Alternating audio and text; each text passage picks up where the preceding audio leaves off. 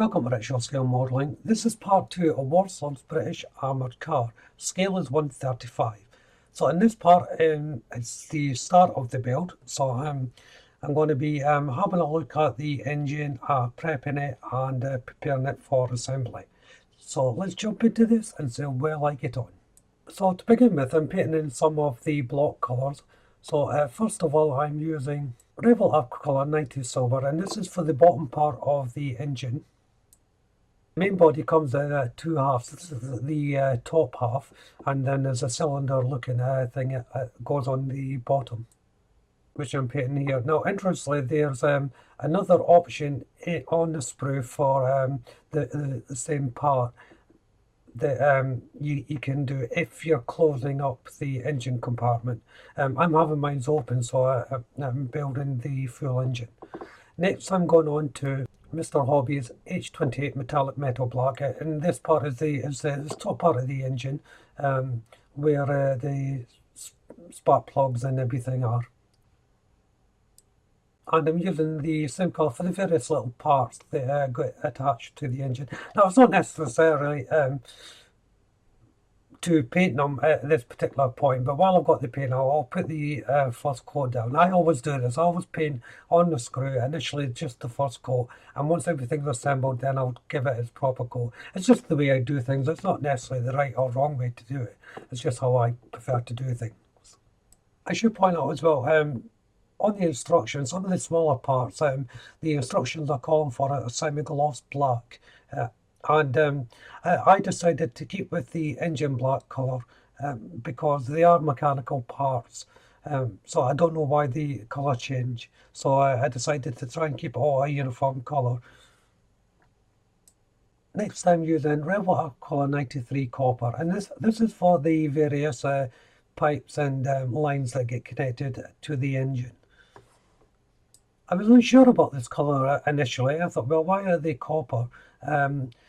After looking at some photographs and that, I can say that that is the correct choice. And if you think this engine dates back to the 1920s, so that makes choice that copper was the chosen alloy back then. So it's time for a different colour change, well, another colour change. And for this, I'm using Rebel Aquacolor 08 matte black. These are sort of like hoses or pipes that get connected to the engine. So I decided to have the matte black colour. In fact, the instructions call for the matte black anyway, but it will give it a nice contrast. The central part of the radiator fan is painted in the same colour, although you really won't get to see much of that, so you can leave off doing that if you so wish. Next is the steering wheel. Now, when you're painting this, just be aware that the spokes inside the steering wheel actually are white, so make sure that you don't paint all the steering wheel black, because that may give you problems later on when you're painting in the white. For the blades of the radiator fan, I'm using Rebel Aquacolor 91 steel. I'm also using the 91 steel for the housing that holds the fan belt. Oh, there's a couple of different colours that get painted onto the fan belt. So the next colour for it is Tamiya's XF84 Dark Iron, and that's the outer parts of the mechanism. And the belt itself is Life Colour Black Rubber Shades Tyre Black, and that's 733. Of course, as I said, you wouldn't have to do all this if you're having the compartment closed up, but since I'm having mine opened, it's worth putting all the detail into this, into these little parts. You only get to see glimpses of it, but you will see parts of it. So switching back over to Tamiya's XF84 Dark Iron, this is for the flywheel, that's the end of the engine. And then it's back to Rebel Aqua 91 steel for the other half of this unit. So now I can finally get onto the assembly, and the first part to assemble is the top part of the engine. There's a little rocket cover that goes on the top. Now just be careful of the location of this. It should only go one way. So I'll have a look at the pictures. The diagram in the instructions is very good and it's quite clear, but make sure you study it before you place them on.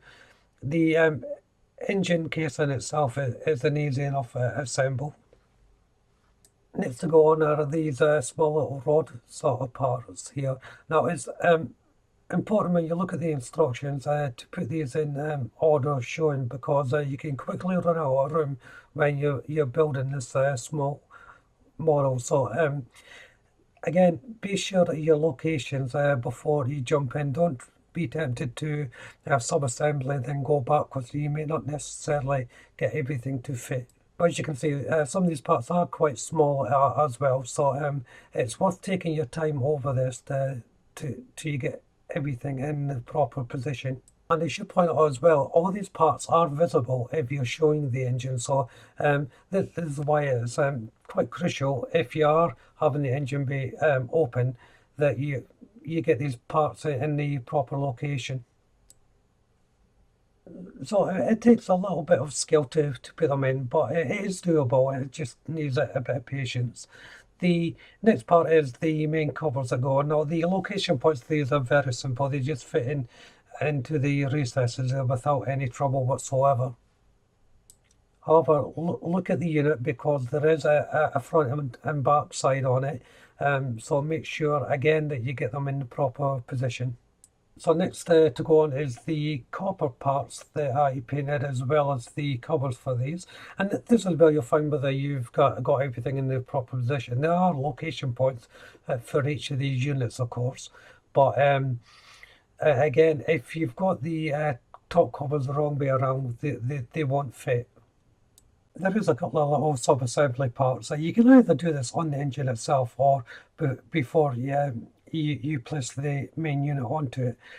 It's entirely up to the builder on this aspect of it. I found it easier just to build it before going onto the placing the part onto the engine itself.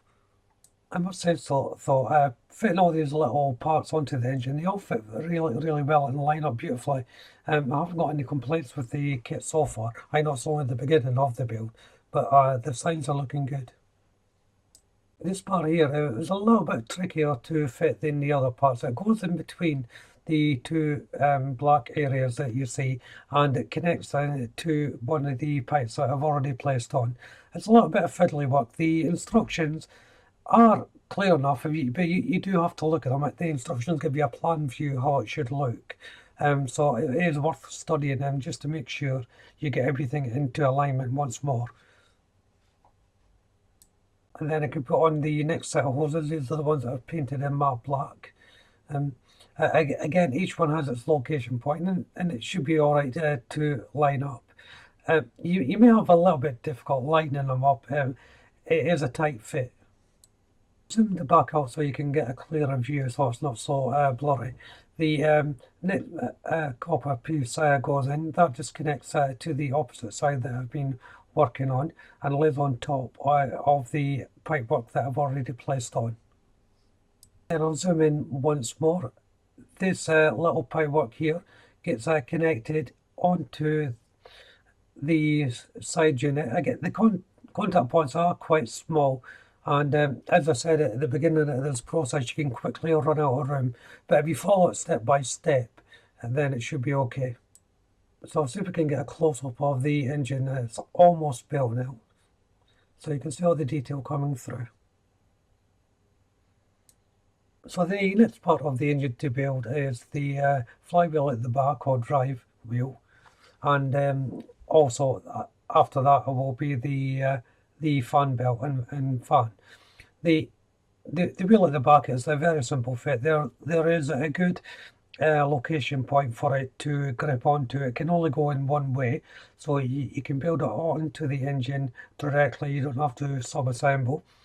Put on the larger part first, then the smaller wheel then just fits into it. Next is the assembly for the fan belt.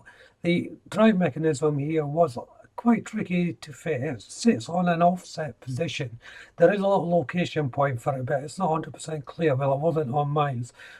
So you have to be careful on the lineup because the parts I'm fitting now, again, they sit slightly offset, and it doesn't quite look right when you build it. But once it's inside the compartment, it looks absolutely fine. The fan itself goes onto the belt easy enough. There's a little drive mechanism then that gets attached to it. Now you can attach this to the engine first before attaching it to the fan. However, after a little bit of dry fitting, I decided to attach it to the fan first, so it made it easier to line everything up with the engine. So it's time to fit the fan belt. Where the cement is going, you can see the location point for this to sit in. There's no need for a lot of cement here, just a tiny amount in that little area for the fan belt itself to sit in. As I said, it can be a little bit tricky to fit, a little bit awkward. Just allow enough time for it to sit and dry before you move on. It does have a tendency to slip out of position. I noticed I had a little bud left on there I didn't quite get off, so I'm just taking that off now. That's no drama. Sometimes that happens, so I'm just tidying it up. You won't necessarily see it anyway on the actual finished area. So once I was happy with it, I just repositioned it into its housing. As I said, it does have a tendency to move if you knock it, so make sure it's completely dry before you start handling it a little bit more. Added a little bit more cement there just to be on the safe side to make, again, because of the little bit of movement. And that's my only complaint so far about it, and it's not really a complaint, it's just an observation. That's all that's left to do in this part 2, is just to touch up some of the paintwork, repaint some of the contact areas, and make everything nice and tidy. So if you haven't done so already, why don't you go and check out the channel for my other builds? If you subscribe to the channel, please do so. Make sure you hit the notification bell. That way you'll be kept up to date not only with this build, but all my future builds as well, of course. Hit the like button. Don't be afraid to leave a comment, and of course you can share the video. But for now, thank you all very much for watching. I'll see you in part 3. Bye for now.